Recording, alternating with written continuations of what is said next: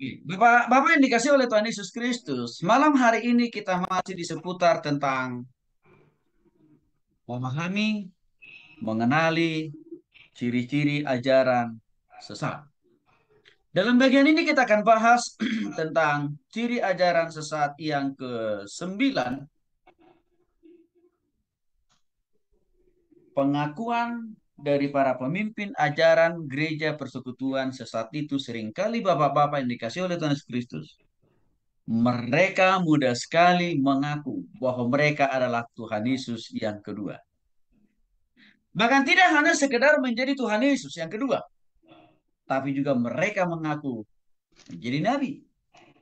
Sebagian lagi, mereka juga mengklaim diri rasul baru. Nah, apa maksud dan tujuan mereka dengan pengakuan-pengakuan yang saya katakan di atas tadi, bapak-bapak yang dikasih oleh Tuhan Yesus Kristus? Tidak lain dan tidak bukan untuk lebih menunjukkan otoritas mereka kepada para pengikutnya, kepada para jemaatnya, kepada para pendengar.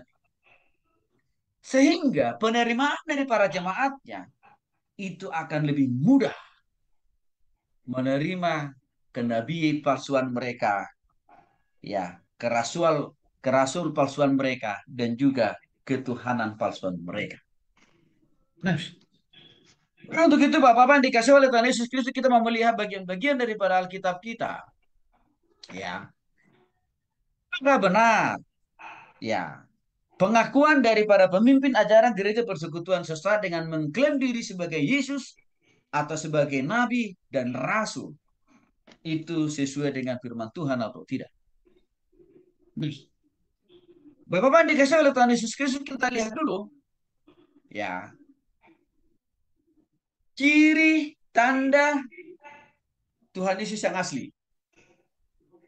Dan sekaligus kita lihat juga ciri dan tanda nabi yang ori serta rasul yang asli. Di mana? Sudah pasti di Alkitab. Sehingga melalui ayat-ayat ini nanti kita akan bisa membandingkan pengakuan daripada pemimpin ajaran gereja persekutuan sesat. Ya, apakah memang mereka, ya, Yesus, nabi dan rasul seperti klaim mereka itu? Semuanya akan kita cek kembali kepada firman Tuhan. Nah, yang pertama Bapak-Bapak yang dikasih oleh Tuhan Yesus Kristus, mari kita lihat dulu Alkitab kita. Pak Atet boleh siapkan dulu ayatnya ya Pak ya. Wahyu 22 ayat 18 sampai 20. Wahyu 22 ayat 18 sampai 20. Lalu nanti Pak Ramsis tolong disiapkan Pak 2 Petrus 1 ayat 20 sampai 21. 2 Petrus 1 ayat 20 sampai 21 itu nanti bagiannya Pak Ramsis. Lalu Pak Peter tolong disiapkan nanti Pak Kisah Para Rasul 4 ayat 10 sampai dengan ayat yang ke-12. Untuk Pak Peter, Kisah Para Rasul 4 ayat 10 sampai 12. Namun yang pertama kita akan dengarkan sama-sama dulu Wahyu pasal 2 ayat 18 sampai dengan 20 yang dibacakan oleh Pak Atet. Silakan. Wahyu Wahyu pasal pasal 22 apa? 22 apa? Ya, 22, maaf ya, 22. Ya, ya. Ya, ya. Ayat 8 Ayat sampai 8 20 sampai tadi. 20 tadi. Ya.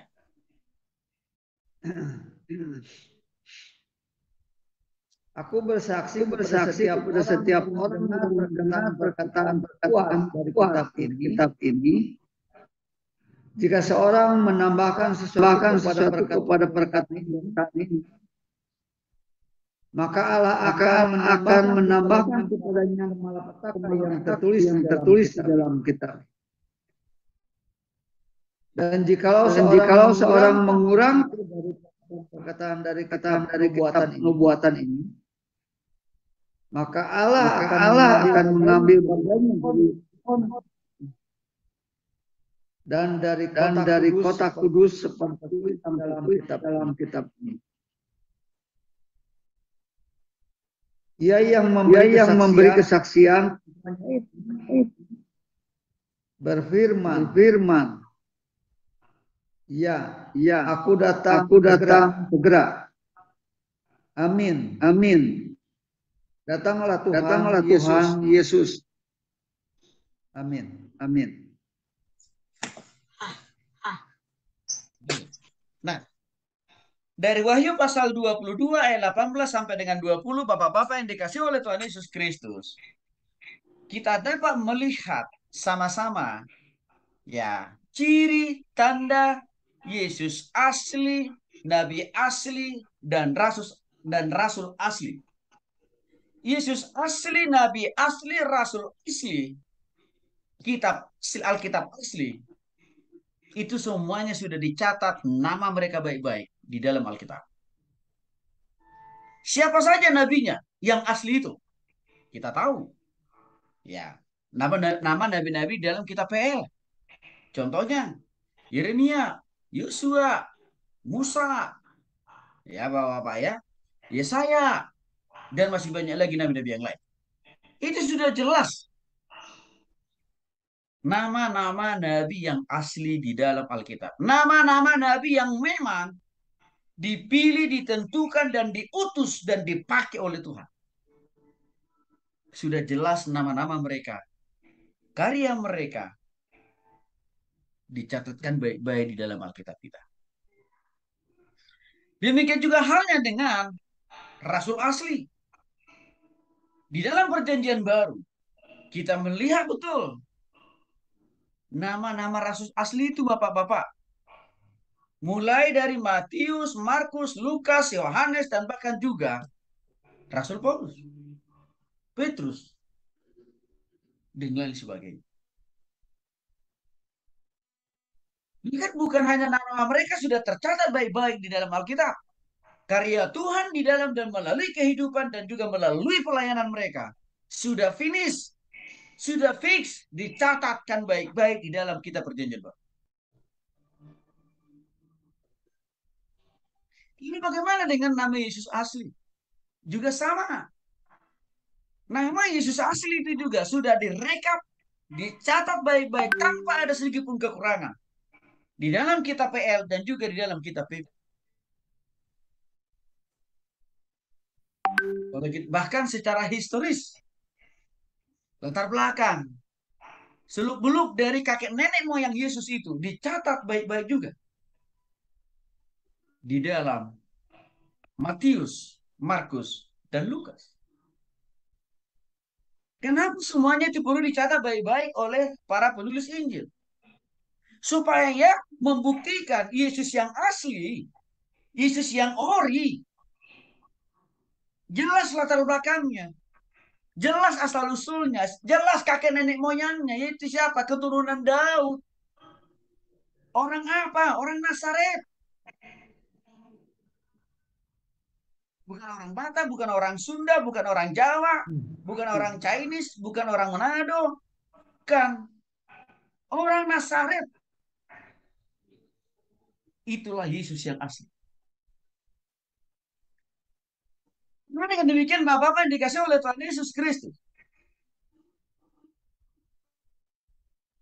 Dari zaman PL dan PB sudah ada banyak sebenarnya Yesus palsu, nabi-nabi palsu, rasul-rasul palsu.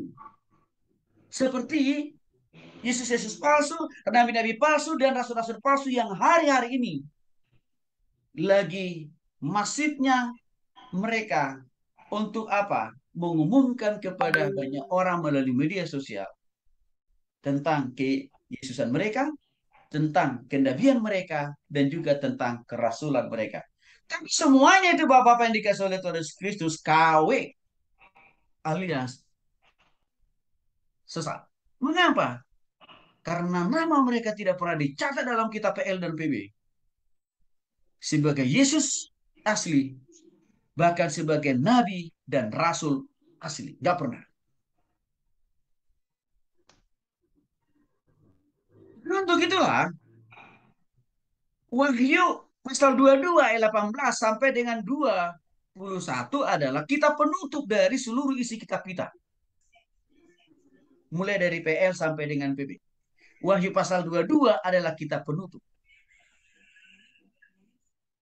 Di mana kitab penutup ini memberikan sebuah penegasan, memberikan sebuah pengajaran, memberikan sebuah pernyataan yang amat dan sangat jelas dan tegas. Dan yang mengatakan ini bukan Yohanes loh Bapak-Bapak, bukan. Tapi Yesus. Mari kita perhatikan. Wahyu pasal 22 ayat 18. Yesus yang mengatakan ini. Apa kata Yesus ayat 18? Aku bersaksi. Ini Yesus sendiri. Yesus yang mana nih? Yesus yang asli. Yesus yang ori. Yesus yang sudah ada di dalam PL dan PB. Dia bersaksi. Kepada setiap orang yang mendengarkan perkataan-perkataan nubuat daripada kitab ini. Jika seorang menambahkan sesuatu kepada perkataan-perkataan ini, maka Allah akan menambah kepadanya malapetaka-malapetaka yang tertulis di dalam kitab ini. Jadi artinya Bapak-Bapak yang dikasih oleh Tuhan Yesus Kristus. Orang yang ngaku-ngaku menjadi Yesus kedua yang datang ke dunia ini. Orang yang ngaku-ngaku menjadi Nabi A, B, C, dan X. Orang yang ngaku-ngaku menjadi Rasul A, B, dan C.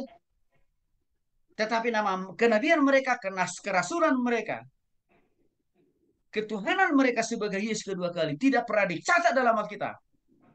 Yesus berkata, mereka itu adalah orang yang suka menambah sesuatu kepada apa yang sudah ada tercatat di dalam Alkitab kita. Tidak ada konsekuensi, maka ada hukuman bagi mereka-mereka yang mengaku sebagai Yesus palsu, Nabi palsu, rasul palsu itu. Apa hukumannya? Yesus berkata, maka Allah akan menambahkan kepadanya malapetaka-malapetaka yang tertulis di dalam kitab Nabi ini. Itu jelas. Nah, dengan demikian Bapak yang dikasih oleh Tuhan Yesus Kristus. Yesus palsu, Nabi palsu, Rasul palsu itu tidak paham Wahyu pasal 22 ayat 18 ini khususnya. Karena ketidakpahaman itu, maka mereka apa? Membuat tambahan baru. Memang ada faktor lain juga saya lihat Bapak-Bapak. Mereka memaksakan, melawan apa yang sudah Tuhan batasi di dalam Alkitab kita. Dengan ngaku sebagai Yesus, Nabi, dan juga Rasul. Nah, hal yang berikutnya mari kita lihat misalkan di dalam ayat 19. Ini lanjutan dari ayat 18. Artinya apa? Ini masih perkataan Yesus. Dan jikalau seorang mengurangkan sesuatu dari perkataan-perkataan kitab nubuat ini, maka Allah akan mengambil bagiannya dari pohon kehidupan dan dari kota kudus seperti yang tertulis di dalam kitab ini. Bagian ayat 19 bicara masalah mengurangi. Apa contoh mengurangi? Misalkan bapak-bapak menghilangkan nama Yesus asli yang ada di PL dan PB, lalu para pemimpin ajaran gereja persekutuan sesat itu memajukan namanya. Itu kan mengurangi itu namanya. Menghilangkan nama nabi-nabi yang ada di dalam kitab PL dan juga nama daripada rasul-rasul yang ada dalam kitab PB, lalu mereka memaksakan nama mereka sendiri menjadi nabi dan juga menjadi rasul. Untuk jenis upaya yang seperti ini pun juga Tuhan jelas sangat tegas mengatakan, maka Allah akan mengambil bagian dari pohon kehidupan dan dari kota kudus seperti yang tertulis di dalam kitab ini. Artinya apa? Yesus palsu, Nabi palsu, Rasul palsu yang suka mengurangi isi dari Alkitab, pasti tidak ada yang masuk surga. Bapak-bapak dikasih oleh Tuhan Yesus Kristus. Seringkali ada pertanyaan begini. Pak Tonde, kalau memang nama Yesus itu sudah fix dan jelas, sudah tertata dalam Alkitab. Nama Nabi dan Rasul juga sudah fix dan jelas tercatat dalam Alkitab. Masih boleh nggak orang Kristen mengklaim diri menjadi Yesus kedua kali? Tidak boleh. Masih boleh nggak orang Kristen mengklaim dirinya menjadi nabi? Nggak boleh. Masih boleh nggak orang Kristen mengklaim dirinya menjadi rasul? Karena mungkin pengikutnya jemaatnya banyak. Tidak boleh. Yang boleh itu bapak-bapak hanya satu. Menyampaikan pengajaran-pengajaran Yesus. Artinya memberitakan Injil kepada semua orang. Itu masih boleh dan harus dan wajib kita lakukan. Tapi jangan. Karena kita memberitakan Injil ujung-ujungnya. Kita gantikan nama Yesus lalu kita katakan diri kita lah Yesus. Itu yang nggak boleh. Tapi memberitakan firman Tuhan. Memberitakan Injil Kristus. Wajib hukumnya. Inilah yang harus dilakukan oleh semua kita orang percaya termasuk hamba-hamba Tuhan. Yang kedua, yang masih boleh kita lakukan itu dalam konteks kenabian Bapak-Bapak. Adalah fungsi dan tugas kenabian yang masih dan boleh terus kita lakukan sampai Tuhan Yesus datang kedua kali. Apa tugas dan peran daripada kenabian? Itu menyampaikan pesan-pesan Tuhan kan sebenarnya. Menyampaikan nubuatan-nubuatan yang alkitabiah yang berasal dari Tuhan. Menyampaikan peringatan-peringatan daripada Tuhan kepada jemaat. Artinya, di luar daripada menyampaikan peran-peran tugas kenabian itu dengan mengklaim diri sebagai Nabi A, B, dan C, itu tidak boleh. Walaupun mungkin dia pendeta besar, artinya namanya terkenal, jemaahnya jutaan. Dia tidak boleh mengklaim dirinya sebagai Nabi baru di luar daripada sudah ada dalam Alkitab. Tidak boleh, itu termasuk Nabi palsu. Tapi kalau dia katakan, saya sebagai hamba Tuhan, saya melakukan tugas dan fungsi kenabian yaitu menyampaikan pesan-pesan Tuhan kepada umat dan jemaat. Yes, benar itu. Itu harus masih dan tetap dilakukan sampai Tuhan Yesus datang kedua kali. Yang ketiga, masalah kerasulan. Yang masih bisa kita lakukan sampai Tuhan Yesus datang kedua kali adalah fungsi kerasulan. Bukan menobatkan diri menjadi rasul. Paulus kedua, ketiga, keempat, lima, keenam. Menjadi rasul Petrus ketiga, keempat, kelima, itu tidak boleh. Tetapi melakukan tugas kerasulan itu apa? Memberitakan Injil.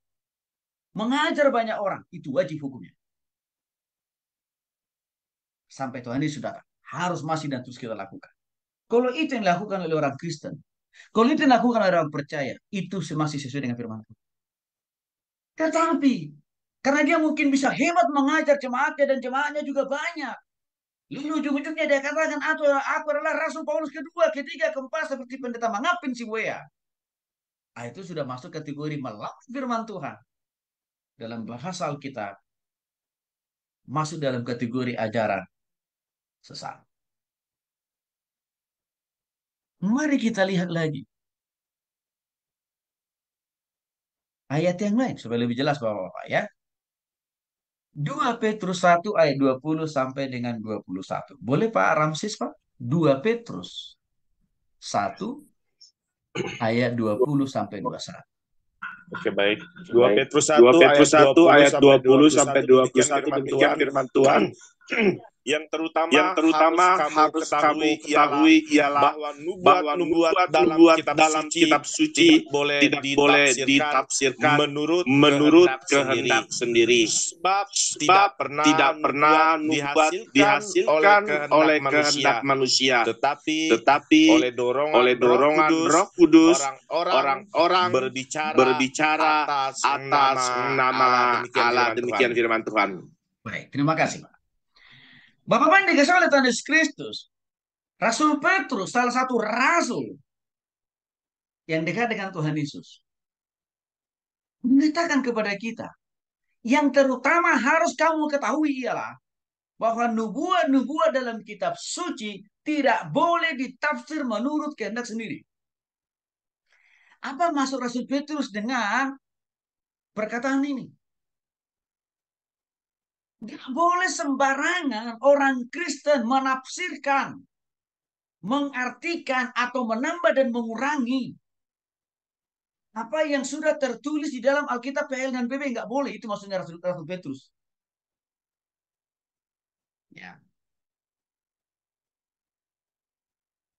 Nggak boleh orang Kristen sesuka hatinya menambahkan dirinya menjadi nabi di luar daripada nabi yang ada di dalam PL.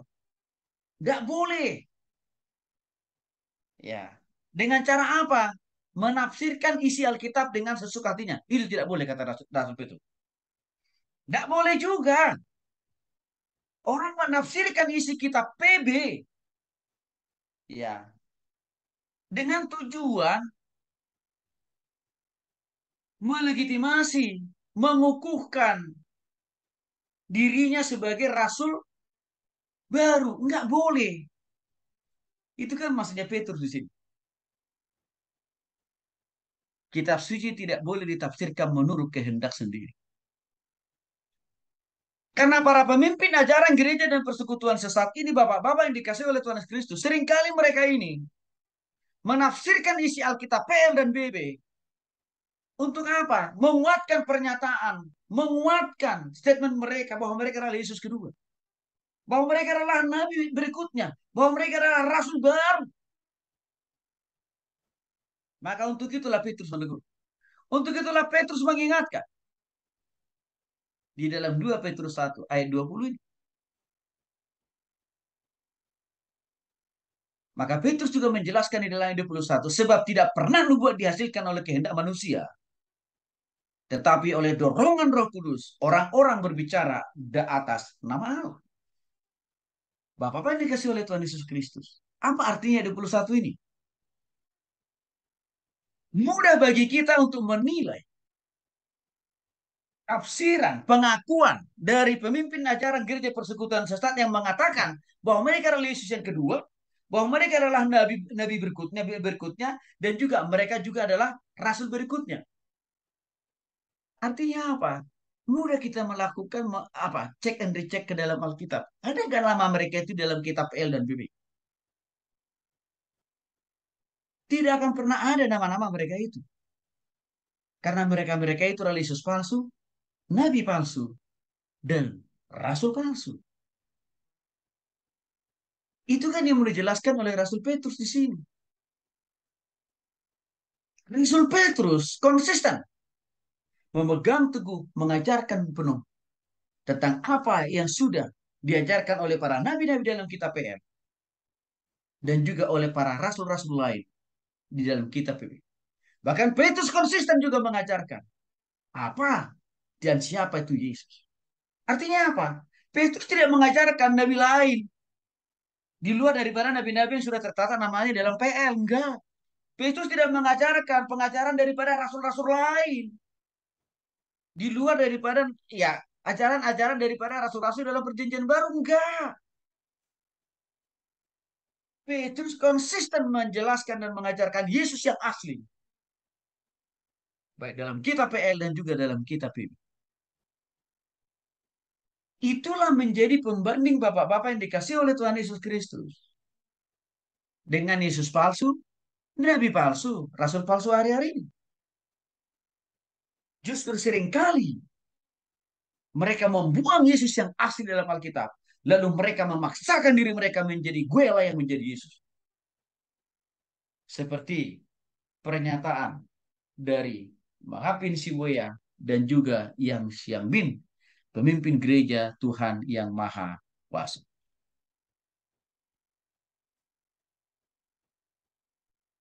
Demikian juga hanya dalam konteks kenabian. Ya. Joseph Smith, pemimpin dan pendiri dari gereja Mormon, orang-orang suci akhir zaman mereka klaim. Memang mereka menerima kitab PL. Artinya mereka juga menerima nabi-nabi di perjanjian lama.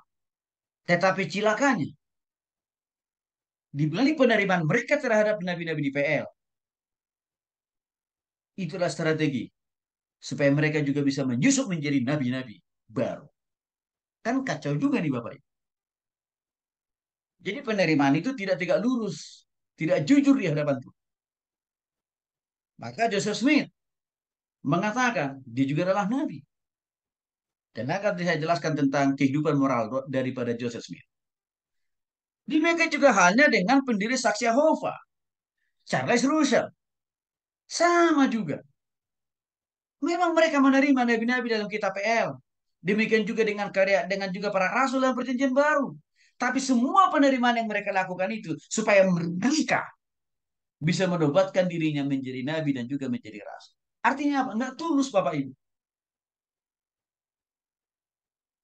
Mereka menerima para nabi dan para rasul dan juga tidak tulus mereka menerima Yesus yang sudah tertata namanya di dalam Alkitab.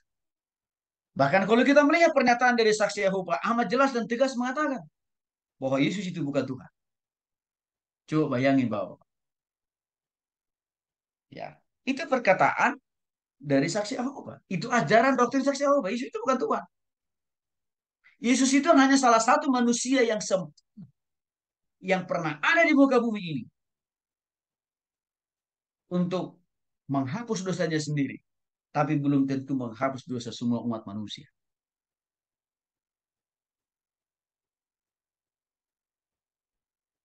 Jelas di sini kita lihat bapak-bapak yang dikasih oleh Tuhan Yesus Kristus. Mereka menolak Yesus yang asli. Jadi pengakuan daripada pemimpin ajaran gereja persekutuan sesat sebagai Yesus kedua kali sebagai nabi dan rasul justru banyak bertentangan dengan apa yang sudah diajarkan dalam Alkitab. Justru seringkali mereka menolak Yesus sebagai Tuhan. Bahkan menolak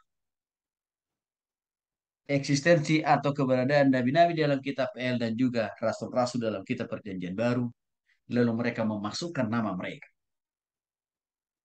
Untuk itulah Petrus berkata, ya, Alkitab tidak boleh seenaknya ditafsir. Karena kesalahan menafsirkan Alkitab akan melahirkan pemahaman dan pemikiran, tindakan dan perilaku yang pasti 11-12 itu apa? Bengkok. Mari kita lihat Yesus yang asli. Di dalam Kisah Para Rasul 4 ayat 10 sampai 12. Silakan Pak Fidel.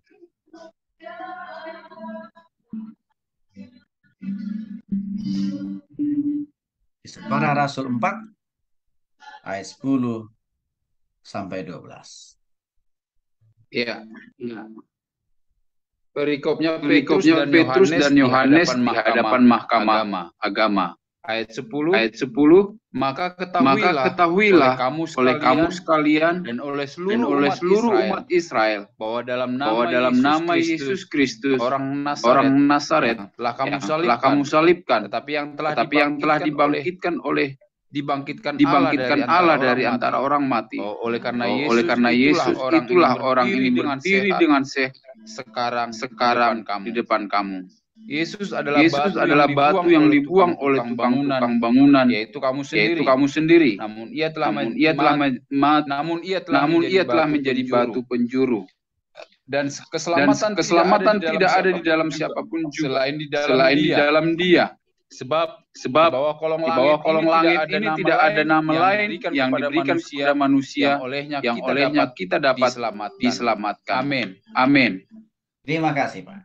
Nah, Bapak-Ibu yang dikasih oleh Tuhan Yesus Kristus, Yesus yang ori, Yesus yang asli, Yesus yang sungguh-sungguh benar, itu sudah tercatat, terrekap dengan baik-baik di dalam Alkitab. Yang mana? Apa tanda, apa ciri daripada Yesus yang asli itu? Kita melihat mulai dari ayat 10, Bapak-Bapak. Nah, di sini dikatakan Bapak-Bapak yang dikasih oleh Tuhan Yesus Kristus, maka ketahuilah oleh kamu sekalian dan oleh seluruh umat Israel. Ya.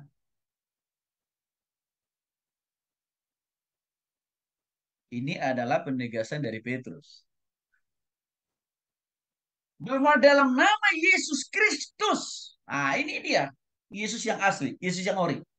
Namanya Yesus Kristus. Jelas Bapak-Bapak ya? Gak ada nama lain. Namanya Yesus Kristus. Orang mana dia? Orang asli. Artinya apa? Ada keterangan tambahan kan Bapak-Bapak tentang latar belakang Yesus. Makanya di sini dikatakan oleh Petrus orang Nazaret. Bapak-bapak dikasih oleh Tuhan Yesus Kristus. Kenapa? Petrus begitu penting menjelaskan latar belakang Yesus dengan mengatakan orang Nazaret. Karena Petrus mengantisipasi akan ada kemungkinan orang-orang di zaman itu dan di zaman sekarang dan masa yang akan datang akan ngaku-ngaku sebagai Yesus Kristus, tapi dia bukan orang Nazaret. Maka Petrus perlu menegaskan itu. Ya. Lalu kita lihat keterangan lain tentang Yesus orang Nazaret ini apalagi? Yang telah kamu salibkan. Artinya apa? Yesus yang asli, bapak-bapak yang dikasih oleh Tuhan Yesus Kristus. Namanya adalah Yesus Kristus. Asal-usulnya dari Nazaret. Dan dia pernah mengalami yang namanya penyaliban. Dan juga dia mengalami kebangkitan pada hari ketiga. Penyaliban dan kebangkitan ini menjadi keterangan tambahan tentang karya pekerjaan yang sudah dilakukan oleh Yesus. Perlu dijelaskan oleh Rasul Petrus. Supaya apa? Supaya tidak ada orang yang mengklaim dirinya sebagai Yesus kedua yang akan datang ke dunia.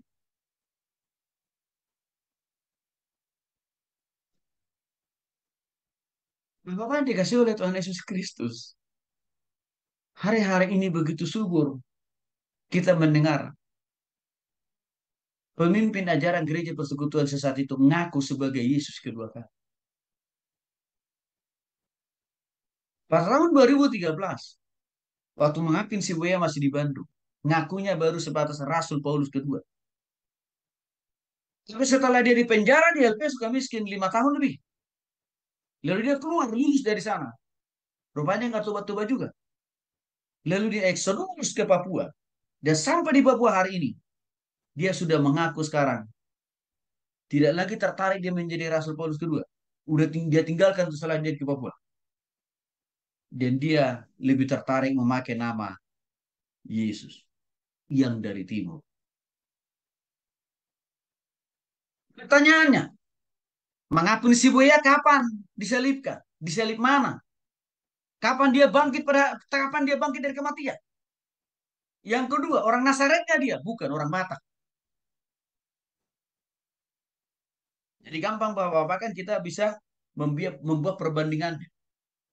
Contoh yang kedua, Yang Xiangbin, yang dari China, yang mengaku juga sebagai Yesus kedua kali, perempuan pula ini. Pertanyaannya, kapan dia pernah disalibkan? Kapan dia pernah bangkit pada hari ketiga? Dia orang Nazaret nggak? Bukan kan? Orang Chinese. Jadi Bapak dikasih oleh Tuhan Kristus. Kalau kita lihat di sini, pemimpin ajaran gereja persekutuan banyak sekali, hampir semua pertentangan. Ajarannya, pemahamannya, dan juga tindak tanduk dan perilaku. Maka dengan demikian Bapak-Bapak dikasih oleh Tuhan Yesus Kristus. Kalau ada orang yang ngaku-ngaku, gue adalah Yesus yang datang kedua kali ke dunia ini, tinggal kita cek saja. Dia orang Nazaret nggak? Kalau bukan orang Nazaret, pasti Yesus palsu. Dia pernah mati dan bangkit pada hari ketiga nggak? Pasti itu adalah Yesus palsu. Pasti itu Yesus palsu.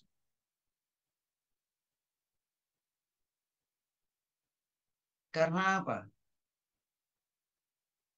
Yesus yang asli. Jelas latar belakangnya. Jelas karyanya. Waktu dia pernah 33 tahun di dunia ini. Dan akhir dari kehidupan Yesus yang asli. Disalibkan. Mati. Tapi bangkit pada hari ketiga. Ada beberapa fenomena yang saya lihat Bapak-Bapak dikasih oleh Tuhan Yesus Kristus. Contoh misalkan Yang Xiangbin ini. Pendiri gereja Tuhan yang Maha Kuasa ini. Yang dari China. Awalnya sebenarnya gereja ini mereka ini adalah gereja bawah tanah di China. Kita tahu bahwa China itu kan masih dikuasai oleh komunis. Lalu mereka ini melakukan penginjilan, ibadah, PA, itu di bawah tanah. Artinya apa? Diam-diam mereka. Memang seringkali mereka mengalami penganiayaan, penindasan. Tetapi penganiayaan dan penindasan yang dialami oleh pemimpin gereja Tuhan Yang Maha Kuasa, yaitu Yang Xiang Bin dan suaminya, tidaklah sama seperti apa yang dialami oleh Yesus. Mati, disalibkan, lalu bangkit pada hari ketiga. Tidak sama. Walaupun mungkin mereka memang pernah mengalami penganiayaan, penderitaan. Ya, akibat kekerasan dari pemerintahan China yang masih memilih paham komunis. Tapi penganiayaan yang dialami Yang Xiang Bin dan suaminya tidak relevan, tidak boleh disejajarkan dengan kematian Kristus di kayu salib dan juga dengan kebangkitan Kristus pada hari ketiga. Ini yang membedakan bapak-bapak yang dikasih oleh Tuhan Yesus Kristus, Yesus palsu, dengan Yesus yang ori. Ya, jadi ini perlu dipahami oleh semua orang Kristen supaya tidak mudah tertipu, terbohongi. Ya, tentang Yesus palsu, nabi-nabi palsu, dan juga rasul-rasul palsu itu. Kita harus dicek dan dicek kembali kepada Alkitab. Nah sekarang mari kita lihat bapak-bapak yang dikasih oleh Tuhan Yesus Kristus tentang Tuhan, nabi, dan rasul palsu. Ada nggak nama mereka dicatat dalam Alkitab? Ada. Ada nggak karakter mereka, ciri-ciri mereka di dalam Alkitab? Ada. Dan ini harus kita buka malam hari ini. Supaya apa? Untuk menelanjangi mereka supaya mereka bertobat. Mari kita lihat Alkitab kita dulu. Kembali lagi. Pak Atet, monggo Pak. Tolong disiapkan ulangan pasal 13 ayat 1 sampai 5. Ulangan 13 ayat 1 sampai 5 Pak Atet. Yang kedua, Pak Ramsis, Yeremia 23 ayat 11 sampai 22. Lagi-lagi Pak Peter, tolong Pak disiapkan Matius 7 ayat 22 sampai 23. Dari 3 ayat ini, kita akan melihat, kita akan menelanjangi Tuhan palsu, nabi palsu, dan rasul palsu yang hari-hari ini ya sering diklaim oleh para pemimpin ajaran gereja dan persekutuan sesat itu sendiri. Yang pertama kita akan dengarkan dulu pembacaan dari Pak Atet, ulangan pasal 13 ayat 1 sampai 5. Silakan Pak.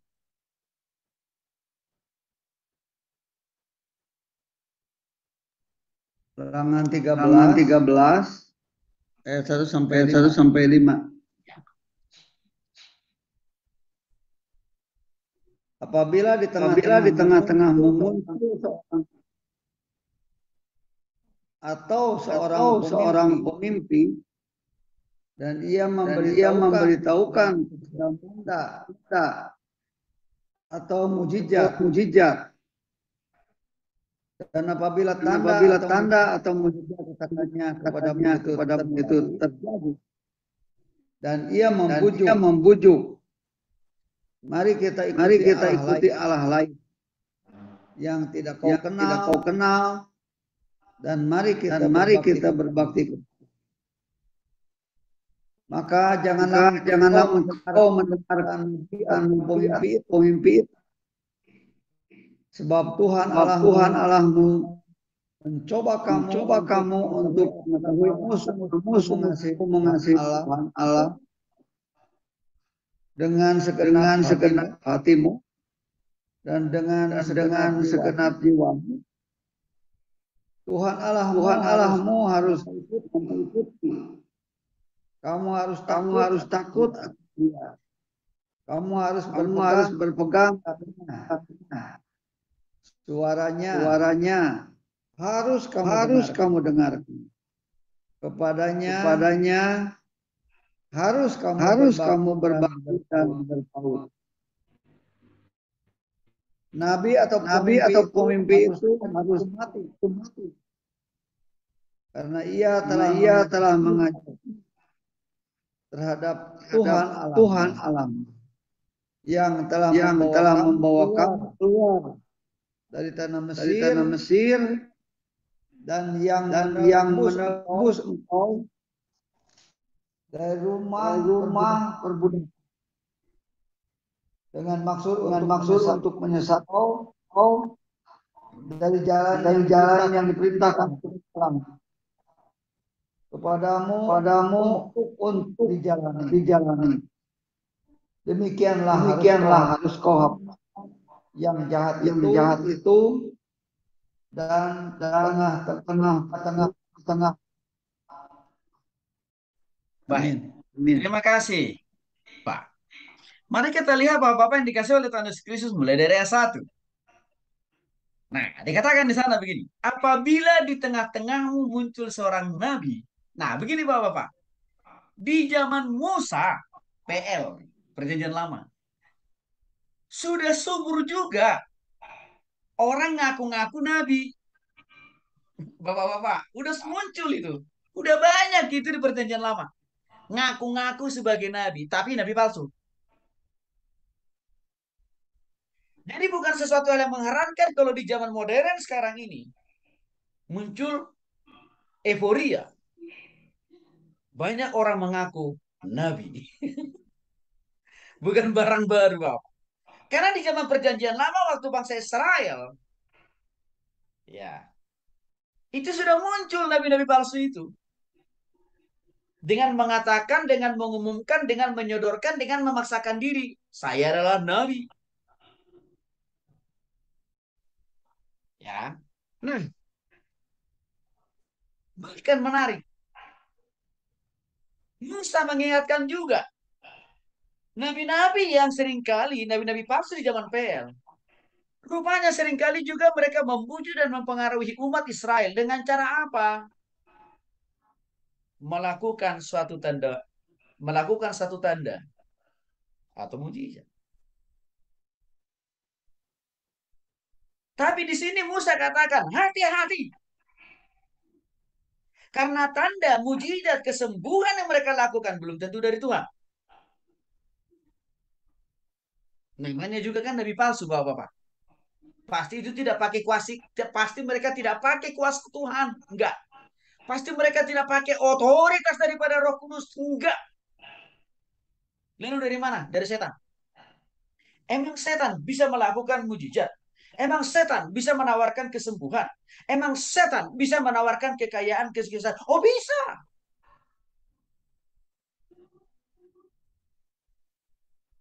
Waktu kita lihat Tuhan Yesus selesai berpuasa 40 hari 40 malam dalam Injil Matius.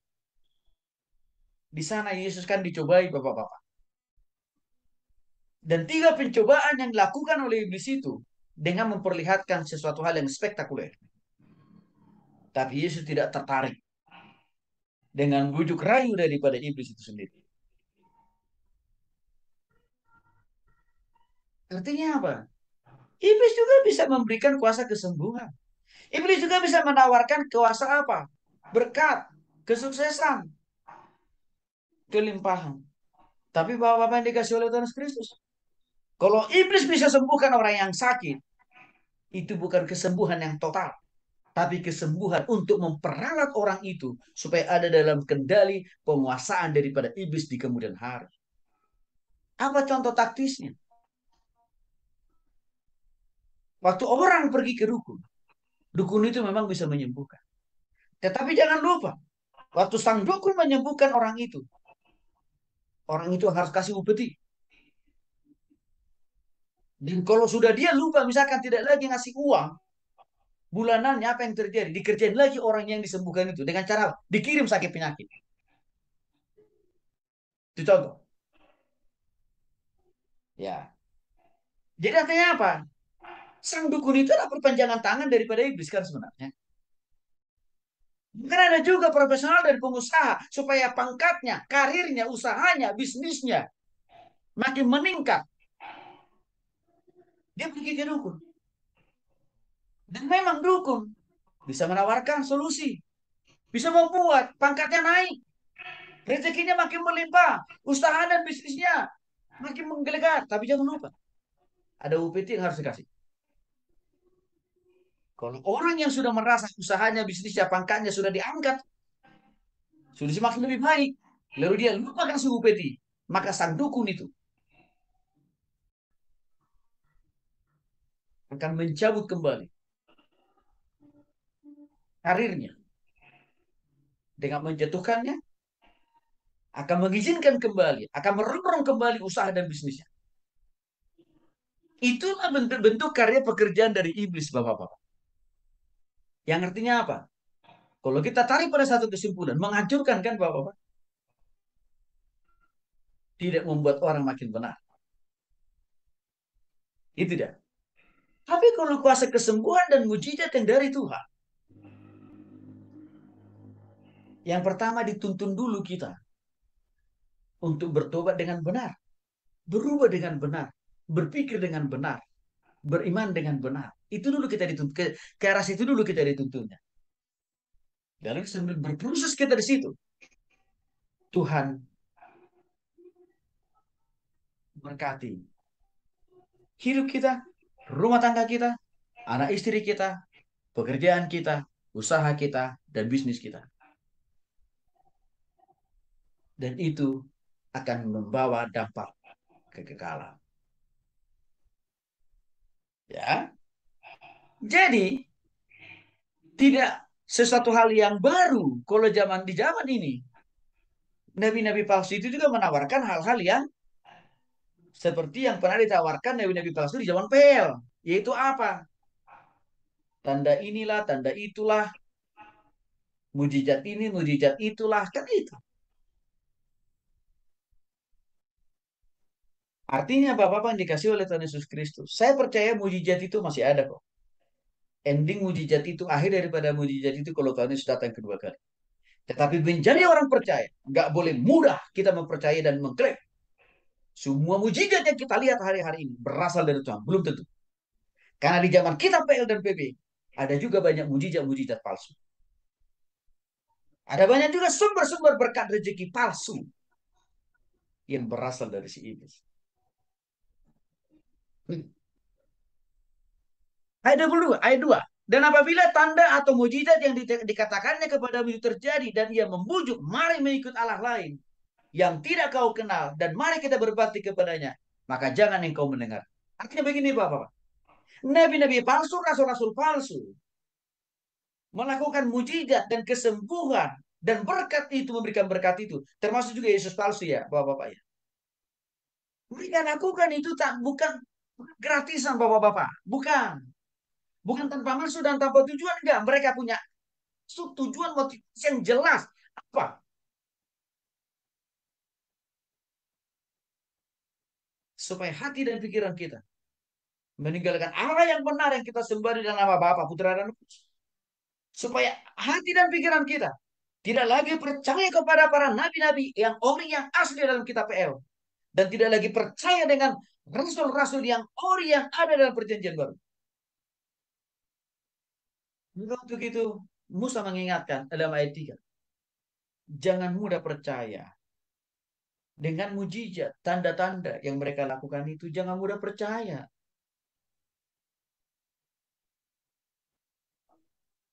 Nah,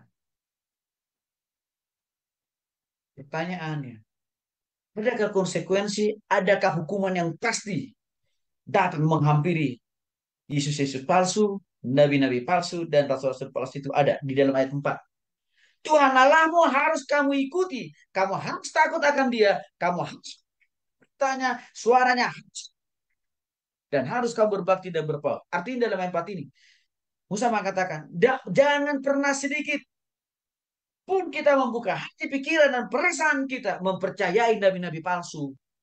Rasul palsu, Yesus palsu itu. Hati dan pikiran kita hanya percaya satu-satunya kepada Tuhan. Dan juga kepada nabi-nabi yang sudah tercatat karya mereka dalam PL. Dan juga para rasul yang ada di dalam PB dan karya mereka. Penghukuman bagi para Yesus palsu, nabi palsu, rasul palsu itu jelas akan datang di dalam ayat yang kelima. Nabi atau pemimpin itu harus dihukum mati. Dihukum mati loh Bapak ini. Karena ia telah mengajak murtad terhadap Tuhan. Allahmu yang telah membawa kau keluar dari tanah Mesir. Jadi artinya begini Bapak. Motif dan tujuan daripada Yesus palsu, nabi palsu, rasul palsu itu untuk membuat kita itu murtad. Meninggalkan Tuhan yang benar itu. Tujuan daripada Joseph Smith, pendiri gereja Mormon, Charles Russell, pendiri Saksi Yehova, David Brick, Nabi, Children of God, Mangapin Siwaya, Yang Xiang Bing, mau membuat kita itu murtad. Tidak lagi percaya kepada Tuhan. Tidak lagi percaya kepada Alkitab yang sudah ada diberikan kepada kita. Tidak lagi percaya kepada apa? Nabi-nabi di PL dan juga rasul-rasul di PB dengan segala karya mereka. Supaya akhirnya Nabi Rasul Yesus palsu ini yang kita pertuhankan Bapak-Bapak. Itu maksudnya para pemimpin ajaran gereja persekutuan sesat itu sebenarnya. Mari kita lihat. Lagi Yeremia pasal 23 ayat 11 sampai 22. Silakan Pak Ramses Pak. Yeremia pasal 23 ayat 11 sampai 22. Sungguh baik nabi maupun imam telah fasik di rumahku pun juga aku mendapatkan kejahatan mereka demi firman Tuhan. Sebab itu jalan mereka akan seperti jalan licin bagi mereka di dalam gelap. Mereka akan terserandung dan akan jatuh di sana. Sebab aku akan mendatangkan malapetaka atas mereka dalam waktu mereka dihukum. Demikian firman Tuhan. Di kalangan para nabi Samaria, aku melihat ada yang kurang. Pantas mereka bernubuat demi Baal dan menyesatkan umatku Israel. Tetapi di kalangan para nabi Yerusalem, aku melihat ada yang mengerikan. Mereka berzina dan berkelakuan tidak jujur. Mereka menguatkan hati orang yang berbuat jahat. Sehingga tidak ada seorang pun yang bertobat dari kejahatannya. Semuanya mereka telah menjadi seperti Sodom bagiku dan penduduknya seperti Gomora. Sebab itu beginilah firman Tuhan. Semesta alam mengenai para itu sesungguhnya akan memberi mereka makan ipuh dan minum racun. Sebab dari para nabi Yerusalem telah meluas kefasikan ke seluruh negeri. Beginilah firman Tuhan. Semesta alam, janganlah dengar kataan para nabi yang berbuat kepada kamu. Mereka hanya memberi harapan yang sia-sia kepadamu dan hanya mengungkapkan penglihatan rekaan hatinya sendiri, bukan apa yang datang mulut Tuhan. Mereka selalu berkata kepada orang-orang yang firman Tuhan, kamu akan selamat. Dan kepada setiap orang yang mengikuti kegilaan hatinya, mereka berkata malapetaka tidak akan menimpa kamu. Sebab siapakah yang hadir dalam dewan musyawarah Tuhan sehingga ia memperhatikan dan mendengar firman-Nya. Siapakah yang memperhatikan firman-Nya dan mendengarkannya? Lihatlah angin badai Tuhan, yakni kehangatan murka telah keluar menyambar. Angin puting beliung dan turun menimpa kepala orang-orang fasik. Murka Tuhan tidak surut sampai ia telah melaksanakan dan mewujudkan apa yang dirancangnya dalam hatinya pada hari-hari yang terakhir kamu akan benar-benar mengerti hal itu. Aku tidak mengutus para nabi itu, namun mereka tidak berfirman kepada mereka, namun mereka bernubuat. Sekiranya mereka hadir dalam dewan masyarakat musyawarahku, niscaya mereka akan mengabaikan firmanku kepada umatku, membawa mereka kembali dari tingkahnya yang jahat dan dari perbuatan yang jahat. Masakan aku ini Allah yang dari dekat, demikianlah firman Tuhan, dan bukan Allah yang dari jauh juga. Sekiranya ada menyembunyikan diri dalam persembunyian, masakan aku tidak melihat dia. Demikian firman Tuhan. Tidakkah aku memenuhi bumi? Demikianlah firman Tuhan. Aku telah mendengar apa yang dikatakan oleh para nabi yang bernubuat demi namaku dengan menyatakan aku telah bermimpi.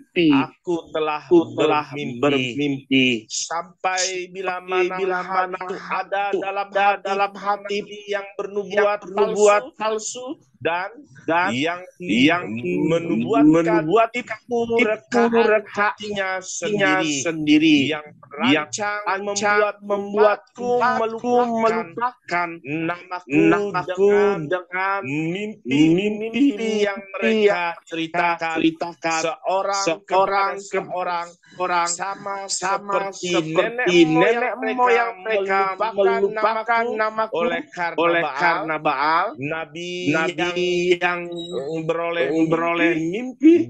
Biarlah menceritakannya itu dan yang beroleh firmanku biarlah menceritakan firmanku itu dengan benar. Apakah sangkut paut jerami dengan demikianlah firman Tuhan. Baik, sampai situ aja ya Pak.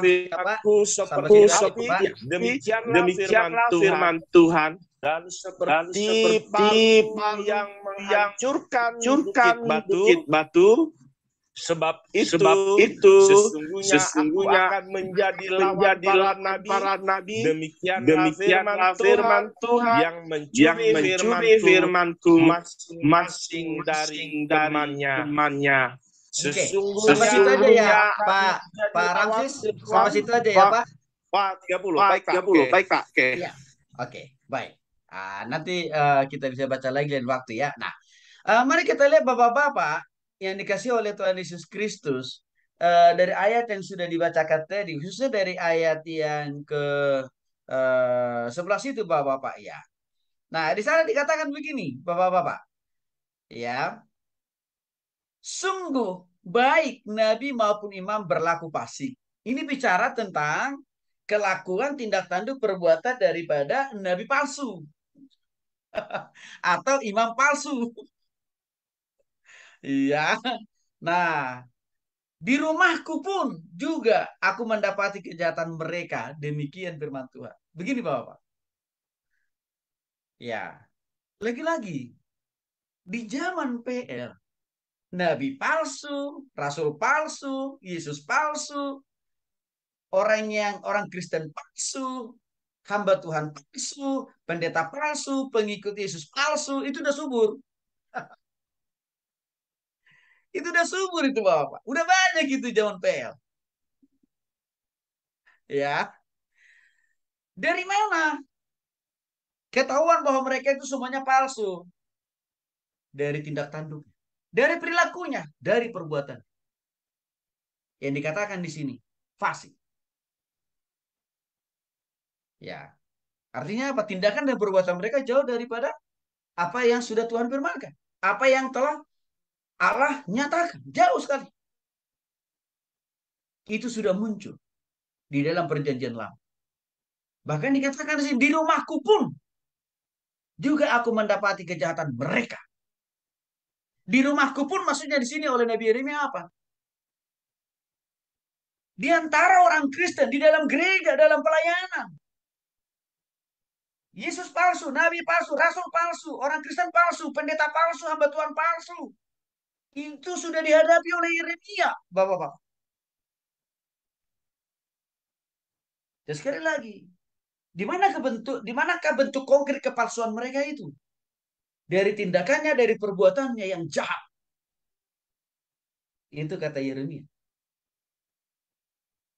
Bahkan dalam ayat 12, jalan mereka akan seperti jalan yang licin. Artinya apa? Yesus palsu, Nabi palsu, Rasul palsu, pendeta palsu, hamba Tuhan palsu, orang Kristen palsu, licik, penipu, pembohong. Itu maksudnya di sini.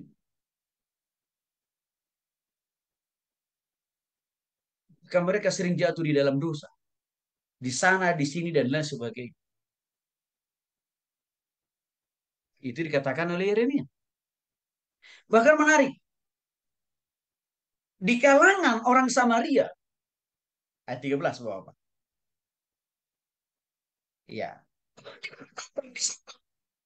Tuhan juga bertemu dengan para nabi Samaria. Nabi Samaria ini apa? Nabi palsu juga nih. Dan bahkan Tuhan melihat dengan jelas tindakan perilaku mereka sangat tidak pantas. Sangat tidak bermoral. Sangat tidak sesuai dengan firman Tuhan. Karena mereka bernubuat demi Baal. Baal ini kan bentuk dari kuasa kegelapan, bentuk daripada kehadiran iblis. Dan menyesatkan umat Israel. Itu sudah seringkali Tuhan lihat di dalam tengah-tengah kehidupan umat Tuhan. Ya, ada para nabi yang mengklaim dirinya para nabi di Samaria. Bahkan ayat 14. Di kalangan para nabi Yerusalem, aku melihat ada yang mengerikan lagi. Nah, ini parah lagi. Apa yang mengerikan dari nabi palsu yang dijumpai, yang dilihat oleh Tuhan di tengah-tengah nabi-nabi palsu di Yerusalem? Tuhan melihat ada yang mengerikan. Apa itu? Perbuatan mereka jinah dan berkelakuan tidak jujur. Bahkan seringkali nabi palsu, rasul palsu, Yesus palsu itu bapak-bapak mendorong para pengikutnya untuk telah hidup di dalam dosa, hidup di dalam amoral, hidup dalam tindakan dan perbuatan yang tidak perlu berubah ke arah Kristus. Sehingga para pengikutnya itu bertambah hari, minggu, bulan, bertambah banyak dosa. Dan itu diibaratkan seperti orang-orang yang hidup dari Sodom dan Gomora. Saya mau bawa ini kepada contoh-contoh pemimpin ajaran gereja persekutuan sesat yang hari-hari ini lagi kita lihat. Contohnya,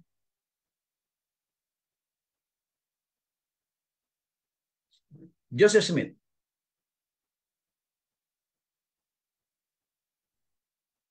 Pendiri gereja Mormon atau orang-orang suci zaman akhir. Dia memiliki istri lebih dari 40 orang. Joseph Smith ini kan nabinya gereja Mormon.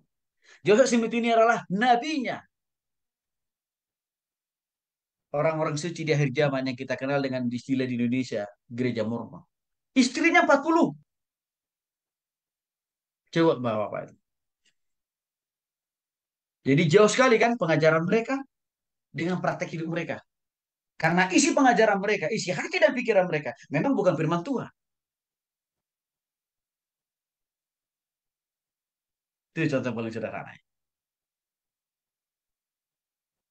Jadi, Bapak-Bapak yang dikasih oleh Tuhan Yesus Kristus, pengikut jemaat pertama dari gereja Mormon atau Joseph Smith adalah istrinya sebenarnya. Lalu dari sekian banyak istrinya, hamil, dihamili dia lah tentu kan, Bapak-Bapak ya. Lalu dari situ punya anak, makin bertambah-tambah lah. Itu awal mula daripada jemaat dari pengikut dari Joseph Smith. Ya, yang sekarang kita kenal dengan gereja Mormon. Dan ini, ya, di Bandung cukup besar gereja mereka ini loh, Bapak-Bapak. Dan juga di kota-kota lain. Kalau di Bandung di mana? Ya, kalau Bapak-Bapak, ya jalan-jalan, misalkan olahraga pagi, kita olahraga pagi ya ke Taman Lansia. Taman Lansia, di situ gereja mereka ini. Dan mereka itu membuka pintu setiap waktu, setiap saat kepada orang umum. Pendekatan mereka biasanya kalau para penginjil mereka ini nih persis seperti gaya saksi Yahova, pakai jas atau enggak pakai dasi. Nah, ini contohnya nih. Pak yang dimaksud di dalam Yeremia pasal 23 yang sudah kita baca tadi. Ya. Terus apa lagi? Gereja saksi Yahova. Saya katakan tadi, mereka menolak ketuhanan Yesus. Mereka menolak darah Yesus untuk menghapus, menguruskan, menyucikan dosa umat manusia selain daripada dosa Yesus. Maka untuk itu, konsep saksi Yehova masuk surga adalah menjadi pengikut saksi Yehova. Ya. Jadi ajarannya bertolak belakang dengan firman Tuhan. Lalu, apalagi contoh yang lain? Gereja Children of God atau gereja anak Allah atau apa? The Family International yang didirikan oleh David. Mereka ini menghalalkan seks bebas. Bahkan seks bebas bagi gereja Children of God itu menjadi strategi yang paling efektif untuk mencari jiwa baru. Artinya bagaimana Bapak? Yang laki-laki disuruh mendekati wanita-wanita di luaran sana, lalu dia hamili, lalu setelah hamil terpaksakan wanita-wanita itu harus ikut gereja Children of God. Bagi para wanita-wanita yang sudah menjadi pengikut dari gereja Children of God atau COG, mereka harus siap untuk mengajak hubungan seks sebanyak mungkin para pria-pria di luar dari pengikut mereka. Lalu setelah mereka melakukan hubungan seks dengan para pria-pria di luar daripada pengikut Children of God, maka itu kan menjadi daya tarik bagi para pria-pria untuk menjadi bagian dari Children of God. Karena dengan iming-iming, nanti saya kasih lagi loh hubungan seks gratis pula, nggak bayar kan kira-kira begitu Bapak. Ini yang dimaksud oleh ya Tuhan di dalam Yeremia 23 ini. Ya, sering sekali perbuatan mereka itu ya dikatakan di sini apa? Zina, amoral. Bahkan seperti kehidupan di Sodom dan Gomora. Kota Sodom dan Gomora adalah kota yang pertama kali suburnya seks bebas. Mulai suburnya hubungan sejenis antara laki-laki dengan laki-laki, perempuan dengan perempuan, atau sering kita pahami homo dan lesbian. Itu pertama kali muncul di kota Sodom dan Gomora. Ya, Bapak-Bapak yang dikasih oleh Tuhan Yesus Kristus. Ya, Tuhan mengingatkan di dalam 16, janganlah dengarkan perkataan nabi yang bernubuat kepada kamu. Mereka hanya memberikan harapan palsu yang sia-sia dan hanya mengungkapkan penglihatan rekaan hatinya sendiri, bukan apa yang datang dari mulut Tuhan. Nabi palsu, Yesus palsu, Rasul palsu itu kan serang sekali mereka bernubuat kan Bapak Ibu. Oh, Tuhan Yesus nanti akan datang jam 12 di kota Bandung. Ya, maka kita harus ngumpul. Kan itu selalu yang menjadi pola-pola cara-cara dari Yesus palsu, Nabi Rasul palsu itu seperti yang pernah dilakukan oleh Mengapin Sibuaya kan. 2 kali dia gagal meramalkan kedatangan Tuhan yang kedua kali. Tapi nggak tobat-tobat juga. Makanya supaya nggak terlihat kegagalannya dia untuk meramalkan Tuhan Yesus datang kedua kali, maka dia sendiri yang menjadikan dirinya menjadi Yesus. Begitu Bapak. Children of God. Ini pernah mereka dulu sebenarnya memulai pelayanan mereka di Bandung waktu masuk ke Indonesia. Maka waktu mereka ini datang tahun 1984 sebelum layar. Tahun 90-an. Ini Children of God sangat berkembang di Indonesia. Khususnya waktu itu mereka memulai pelayanan mereka di Bandung. Dan banyak orang-orang mahasiswa di Bandung yang terpapar. Nah, lalu mereka pindah ke Manado. Karena dianggap di Manado itu lebih terbuka. Mengapa? Karena kantong Kristen. Belum lagi dengan strategi seks bebas kan itu lebih mungkin, lebih leluasa di sana kehadiran mereka diterima. Karena sudah sangat merusak moral kehidupan anak-anak muda di Indonesia. Maka pada tanggal 13 Maret 1984, negara kita sudah mengeluarkan surat pelarangan keras terhadap ajaran Children of God. Tapi Bapak-Bapak, walaupun sudah ada larangan itu tidak berarti semangat mereka mempengaruhi para orang. Sudah selesai, sudah tidak lagi. Oh enggak, masih jalan kok. Tapi underground. Diam-diam. Ya. Jadi, Bapak yang dikasih oleh Tuhan Yesus Kristus, sekali lagi, Nabi palsu, Rasul palsu, Yesus palsu ini sudah muncul kok di zaman Alkitab, PL dan juga bahkan dalam perjanjian baru. Ayat 21. Ini kata Tuhan. Aku tidak mengutus para nabi palsu, Rasul palsu, Yesus palsu itu. Jelas. Yang diutus oleh Tuhan Bapak-Bapak adalah nabi-nabi yang sudah tercatat namanya di dalam kitab PL. Rasul-rasul yang sudah tercatat namanya di dalam kitab PB. Dan Yesus Kristus yang telah mati dan bangkit pada hari yang ketiga. Itulah yang diutus oleh Tuhan. Bukan Yesus palsu, nabi, rasul palsu dari pemimpin ajaran persekutuan sesat. Bukan. Tuhan tidak pernah mengutus mereka. Mereka itu mengutus dirinya sendiri. Walaupun kelihatannya mereka giat mempengaruhi banyak orang. Tapi sebenarnya mereka bukan bernubuat. Pakai kuasa aku kata Tuhan dan untukku. Itu kata Tuhan. Bukan. Ya. Jadi ayat 22. Nggak mungkin mereka itu ya masuk di dalam kerajaan surga. Itu arti ayat 22 itu Bapak-Bapak ya. Nggak mungkin. Di luar kerajaan surga udah pasti. Yaitu di mana? Di neraka. Nah, mari kita lihat ayat terakhir. Matius 7 ayat 22 sampai 23. Mangga Pak Peter, Matius 7 ayat 22 sampai 23, Pak. Oke, perikopnya hal pengajaran yang sesat. Ayat 22 pada hari terakhir. Pak Peter, boleh mungkin Pak mulai dari ayat 15 saja Pak, supaya agak lebih panjang keterangannya nanti Pak ya, maaf. Mulai dari ayat 15 saja. Oke, siap. Ayat 15, waspadalah terhadap nabi-nabi palsu yang datang kepadamu dengan menyamar seperti domba. Tetapi sesungguhnya mereka adalah serigala yang buas. Ayat 16, dari buahnya lah kamu akan mengenal mereka. Dapatkah orang memetik buah anggur dari semak duri atau buah ara dari rumput duri? Ayat 17, demikianlah setiap pohon yang baik menghasilkan buah yang baik, sedang pohon yang tidak baik menghasilkan buah yang tidak baik. Ayat 18, tidak mungkin pohon yang baik itu menghasilkan buah yang tidak baik, ataupun pohon yang tidak baik itu menghasilkan buah yang baik. Ayat 19, setiap pohon yang tidak menghasilkan buah yang baik ditebang dan dibuang ke dalam api. Ayat 20, jadi dari buahnya lah kamu akan mengenal mereka.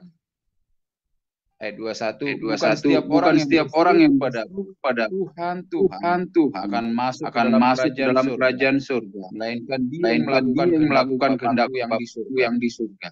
Ayat 22, Ayat 22, pada hari pada terakhir hari banyak terakhir orang akan banyak orang berseru akan kepada berseru kepada Tuhan, Tuhan, Tuhan, Tuhan, bukankah kami bukankah bernubuat kami demi bernubuat namamu demi dan namamu mengusir dan setan demi mengusir setan namamu demi dan namamu mengadakan dan banyak mengadakan mujizat banyak demi mujizat namamu demi juga? namamu juga? Amin. Amin. Ya, baik. Ayat 23 Pak Peter, satu lagi ayat 23.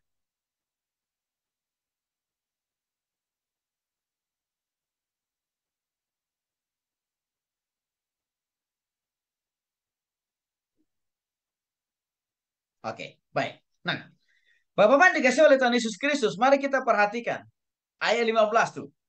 Waspadalah terhadap nabi-nabi palsu. Artinya apa? Lagi-lagi Bapak-Bapak. Di zaman Alkitab udah dijelasin kok, ada banyak nabi-nabi rasul Yesus palsu itu. Maka lagi-lagi kita diingatkan dalam Matius pasal 7, waspadalah, hati-hati, jangan mudah terkecoh, jangan mudah terpengaruhi, jangan mudah ikut-ikutan dengan mereka, ajaran mereka, gereja mereka, persekutuan mereka, jangan. Kan itu maksudnya waspadalah di sini.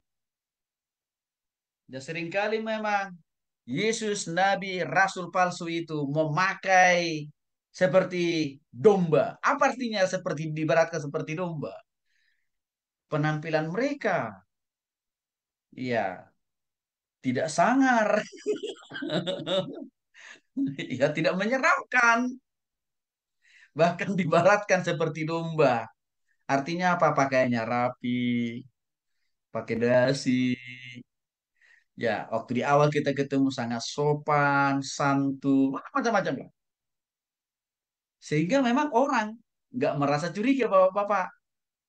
Karena dari penampilannya kan, itu maka saya katakan tadi, kalau bapak-bapak bertemu dengan orang saksi Yehova, wah mereka selalu rapi dan klinis itu. Kalau mereka datang kunjungan dari rumah ke rumah begitu. Demikian juga orang-orangnya, apa namanya, para penginjil dari gereja Mormon, ya, dan lain sebagainya.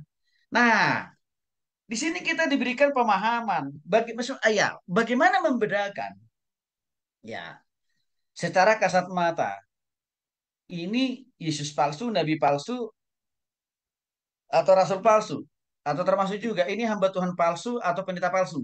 Ini orang Kristen palsu, ya, atau asli. Gampang. Dari mana? Lihat ayat 16 Bapak. Dari buahnya lah kamu akan mengenal mereka. Dapatkah orang memetik buah anggur dari semak duri atau buah ara dari rumput duri? Artinya apa? Tindakan dan perilakunya. Jadi kalau saya dikenal banyak orang sebagai hamba Tuhan, sebagai pendeta, saya harus mempertanggungjawabkan ajaran saya dengan cara apa? Menghidupinya, melakukannya, mempraktikkannya di dalam setiap aspek kehidupan saya. Itu namanya saya baru hamba Tuhan asli atau ori. Jadi kalau orang hanya bisa ngomong, tapi tidak mempraktekkan, tapi tidak melakukan, perlu kita pertanyakan nih, hamba Tuhan dari mana nih? Saya jadi ingat, 2 minggu yang lalu ada sebuah gereja undang saya untuk pelayanan. Lalu mereka curhat, pergumulan mereka di gereja itu, sehubungan dengan ibu pendetanya. Mereka cerita kurang lebih sampai 3 jam itu. Saya dengarkan, bukan hanya dari satu orang loh, Bapak, dari banyak orang. Dan itu para pengerja. Kesimpulan saya cuma satu. Jadi saya katakan kepada mereka, setelah saya mendengarkan paparan penjelasan dari Bapak Ibu, saya harus jawab dan harus saya jelaskan dan harus saya simpulkan. Kalau mengacu kepada Alkitab, ya, saya mengatakan dengan penuh tanggung jawab dan juga apa pemahaman Alkitab, si orang yang Bapak Ibu ceritakan tadi bukan hamba Tuhan tapi hamba hepeng. Bukan pelayan Tuhan tapi pelayan hepeng, saya bilang.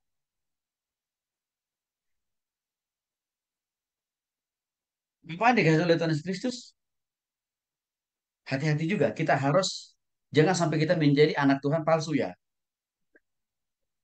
Tapi marilah menjadi anak Tuhan yang asli, yang ori.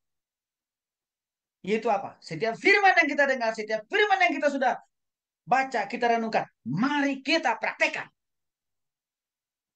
Baik dalam usaha, pekerjaan, bisnis, bahkan juga dalam pelayanan kita. Harus. Itu berarti kita anak Tuhan yang ori. Karena tidak mungkin dikatakan di sini. Ya, pohon yang baik menghasilkan buah yang tidak baik. Tidak mungkin buah yang baik dihasilkan oleh pohon yang tidak baik. Jadi apa yang masuk ke dalam hati, pikiran, dan perasaan kita itu akan terlihat dalam tindakan dan perilaku kita. Maka seringkali saya katakan bahwa Bapak dikasih oleh Yesus Kristus. Ajaran yang salah pasti akan terlihat dari praktek hidup dari orang itu. Ajaran yang sesat pasti akan menyesatkan tindak tanduk dan perbuatan orang itu. Itu udah pasti. Karena tidak akan mungkin kita tanam pohon mangga, lalu kita memetik buahnya, pohon semangka, atau pohon duren. Gak mungkin. Yang kita tanamkan,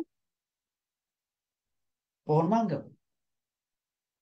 Itu kira-kira yang mau diilustrasikan di dalam ayat yang ke-18, ayat 17, ya, sampai dengan ayat yang ke-20.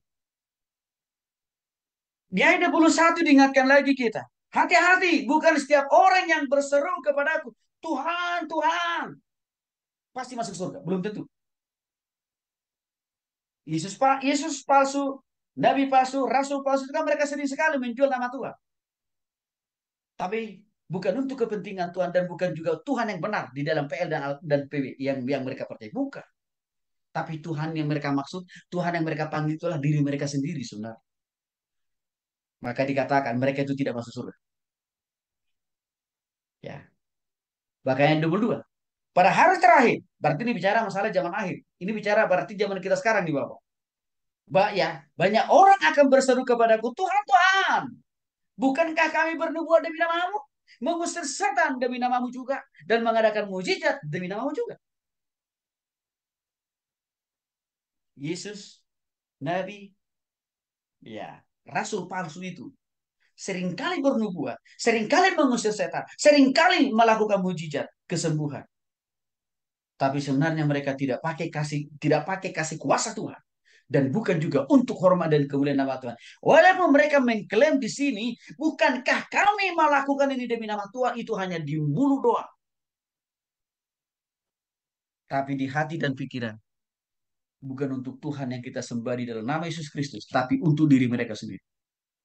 Maka seringkali Yesus palsu, Nabi palsu, Rasul palsu, termasuk juga hamba Tuhan, pendeta palsu itu Bapak Ibu, kalau melakukan apa mujizat, hal-hal yang spektakuler, apa ujungnya? Nama mereka yang lebih ditinggikan kan? Nama mereka yang lebih dimuliakan kan? Hanya memperalat nama Tuhan saja. Hanya memperkapitalisasi nama Tuhan saja.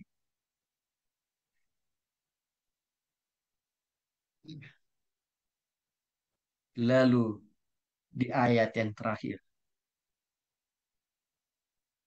Pada waktu itulah aku akan berterus terang kepada mereka. Siapa ini? Yesus, Nabi, Rasul, palsu itu. Tuhan bilang begini. Ayat 23. Aku tidak pernah mengenal kamu. Aduh, ngeri sekali.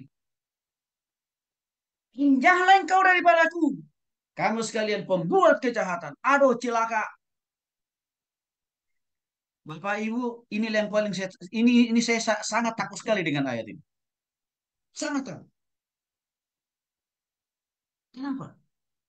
Tuhan, saya tidak mau satu saat waktu Tuhan datang, Tuhan bilang ke saya, aku tidak pernah mengenal kau, Tony. Enyahlah engkau daripada aku, Tony. Kau pembuat kejahatan. Saya takut dulu dengan ayat ini. Karena ketakutan itulah, saya sungguh-sungguh mendalami firman Tuhan. Mempelajari firman Tuhan, tapi juga apa? Dengan pertolongan Roh Kudus, mempraktekannya dari waktu ke waktu. Supaya saya tidak sampai tertolak. Bapak dikasih oleh Tuhan Yesus Kristus, Yesus, Nabi, Rasul, ya, hamba Tuhan, pendeta, orang Kristen, anak Tuhan palsu. Hati-hati dengan ayat ini. Artinya, tidak ada tempat buat kita di surga. Karena Tuhan bilang, aku tidak pernah mengenal engkau. Artinya apa? Kalau Tuhan bilang Tuhan tidak mengenal kita, berarti selama dalam hidup kita, kita tidak sungguh-sungguh, tidak juga benar, bertobat, percaya, dan melakukan firman Tuhan kan. Maka Tuhan bilang, aku tidak pernah mengenal engkau. Ya, yang kedua, sudah pasti. Ya, karena kita tidak dikenal oleh Tuhan, dia nggak masuk surga lah. Karena Tuhan bilang, aku tidak pernah mengenal engkau. Bahkan kalimat kedua, enyah daripada aku. Enyah itu artinya kan mengusir kan. Mengusir itu. Tuhan mengusir. Orang yang tidak sungguh-sungguh benar. Bertobat, hidup di dalam Kristus, mengajarkan, melakukan, dan mempraktekkan firman Tuhan. Enyahlah daripada aku. Bahkan ironis, dikatakan kalimat terakhir, kamu sekalian pembuat kejahatan. Saya sering kali katakan kepada banyak orang, hati-hati.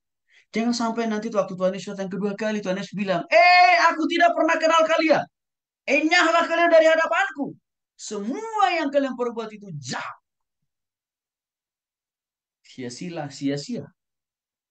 Kita berdoa, baca firman, melayani Tuhan. Selama ini, kalau sampai 3 hal ini, akan menjadi kenyataan di dalam diri kita. Bahwa apa yang dikasih oleh Tuhan Yesus Kristus, ketiga hal ini juga yang akan Tuhan katakan kepada Yesus, Nabi, Rasul, palsu itu. Siapa mereka itu? Itu pemimpin ajaran gereja persekutuan sesat. Ngapain si Wea? Ya, selalu kan mengklaim dirinya acaranya paling benar. Tapi ujung-ujungnya dirinya yang menjadi Yesus kan gitu. Seringkali juga mengapa si Wea pakai Matius pasal 7 ini Bapak-Bapak. Tetapi apa? Untuk melegitimasi ajaran yang sesat itu. Demikian juga halnya misalkan Lia Eden. Yang kita kenal dengan Bunda Maria. Dia memiliki 5 orang anak. Dan 5 orang anak ini dipilih dia menjadi para nabi. Ya, artinya apa? Menjadi pemimpin 5 agama di Indonesia. Maka salah satu anaknya adalah Yesus Kristus. Ini kan sudah ingkrah hukumnya. Udah bebas dia nih. Ya, salah satu anaknya juga adalah nabi dari saudara kita seberang. Kan ini juga menghebohkan negeri ini juga. Ya, tapi sekali lagi Bapak-Bapak, ajarannya ini belum tentu sudah tidak lagi berkembang, diajarkan masih. Ya, demikian juga halnya saya katakan tadi pemimpin gereja yang maha kuasa, yang Siang Bin, Yesus yang dari China, ya perempuan juga masuk kategori Yesus palsu. Karena kenapa jelas tadi? Yesus yang ori itu adalah Yesus Kristus. Orangnya orang Nazaret. Dia pernah mati di kayu salib. Mungkin pada hari ketiga. Itu Yesus yang asli. Jadi dapat kita simpulkan. Yang Siang Bin. Yesusnya. Gereja Tuhan yang Maha Kuasa. Adalah Yesus palsu. Dan juga apa? Pembohong. Dan juga pemimpin ajaran gereja. Yang Maha Kuasa. Sesat. Maka harus jaga diri kita. Untuk tidak sampai percaya dan ikut-ikutan. Dengan ajarannya. Gereja yang Maha Kuasa. Yang Siang Bin. Saya berdoa. Kiranya firman Tuhan yang sudah kita baca, yang sudah kita dalami Bapak-Bapak, menopang, menolong, memperkaya pemahaman pengetahuan kita. Tapi ada lagi yang lebih penting. Mari kita praktekkan firman Tuhan yang kita dengar di dalam setiap aspek kehidupan kita, di rumah, di kantor, di toko, ya, atau di mana saja. Yang kedua, kita harus menjadi anak Tuhan yang asli ya Bapak-Bapak ya. Kita harus menjadi orang percaya yang ori, jangan kawin. Dan kalau kita jadi hamba Tuhan, kalau kita jadi pendeta, mari jadi hamba Tuhan, mari jadi pendeta yang ori. Jangan yang palsu. Tuhan Yesus memberkati.